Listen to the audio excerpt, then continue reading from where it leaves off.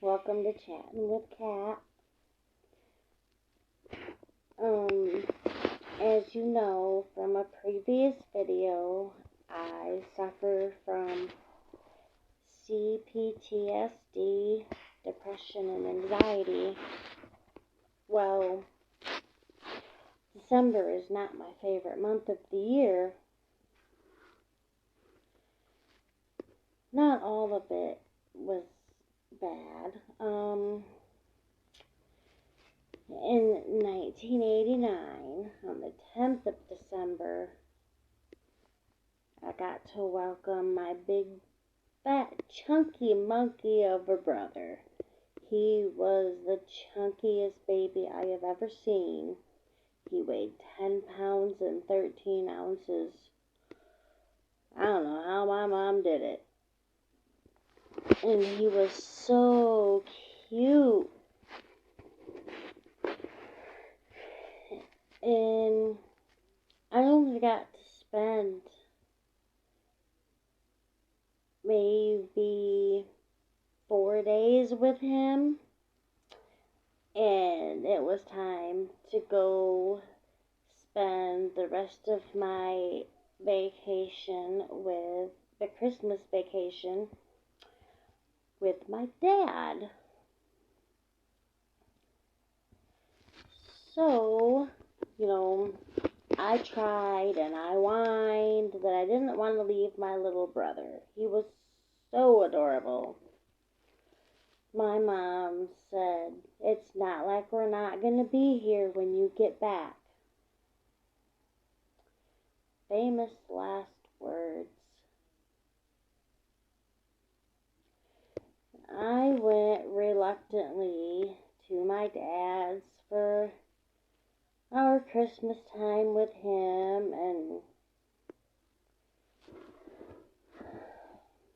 come Christmas Eve, my mom's side of the family every year got together for Christmas Eve every year since I can remember. So my dad dropped me off at my cousin's, because I think it was the first year that we had Christmas there, because it was too much for my grandma to have it at her house anymore. So my dad drops me off, and he kind of says something like, "Your mom's not here," and I'm like, "Well, new baby, maybe things got delayed," because my mom was usually very punctual. So we go in, my brother and I go in, and we're just hanging out with family, and I'm wondering where Mom is, and this was before the cell phones were rare, like, unless you had lots of money, you were not having a cell phone. So, as we're waiting for my mom to get there, the telephone rings. It is my cousin's ex-wife, who is in the hospital for some kind of procedure. The nurses asked her about her with her last name, that, there was another person in the hospital with that last name, and when she got it happened to be my grandmother. So she said all she was told was there was some kind of accident. So we get that phone call, and we were in my aunt's face. I could see it on her face that something wasn't right. And I asked her, and I was there, and I was like, "What accident? Like, what's going on?" We don't know anything. We started calling all the hospitals. Nobody would tell us anything. About an hour later, my stepdad shows up to the door. He walks in and says that my mom didn't make it. And he said, and neither did my little brother. My first question was, I asked about my oldest brother's fiance. I'm like, what about her? And he just shook his head.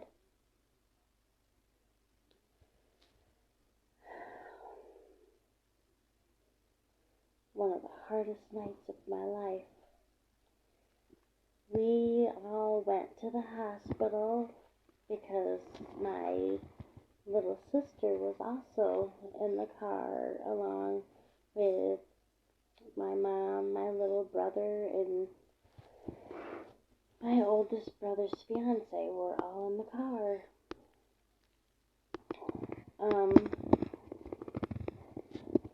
We're sitting there, and I can remember it like it was yesterday. I know what was playing on the TV. It was A Very Brady Christmas was playing on the TV while we were waiting in the waiting room. Finally, my little sister was getting wheeled out to have another test, and we were worried because she did hit her head. We were worried that she wouldn't remember who we were. But as soon as she saw us, she tried to have us pick her up. So we knew, she knew who we were.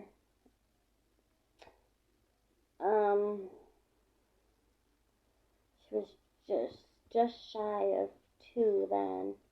She still has the scars on her forehead from that night. She had 2 pretty big wounds there, and the concussion, and about, I don't know, within a week later, we found out she had a broken leg also. My grandma, she had broken ribs. She was like, yeah, I have floating ribs. My mom, she died instantly,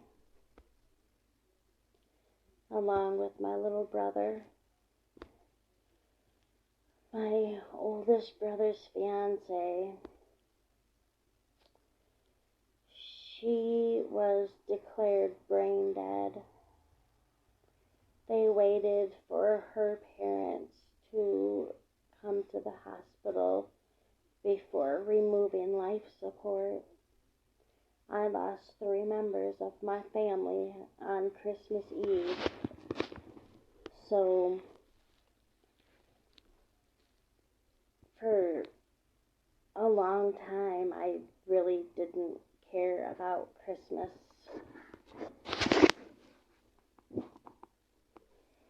And until I had my kids, I made myself get into the spirit for my kids. And I'm glad I did. Because Christmas was one of my mom's favorite holidays. She loved it. And she wouldn't want me to not celebrate it. So, for my kids,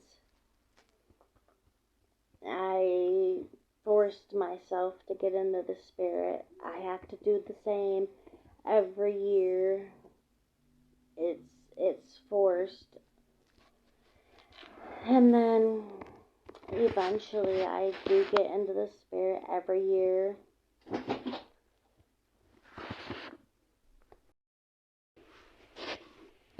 And so for the holidays, my main message is cherish your time with your loved ones. Take pictures, because memories are very precious. The accident that my mother was in, she was hit head on by a gentleman in a pickup truck.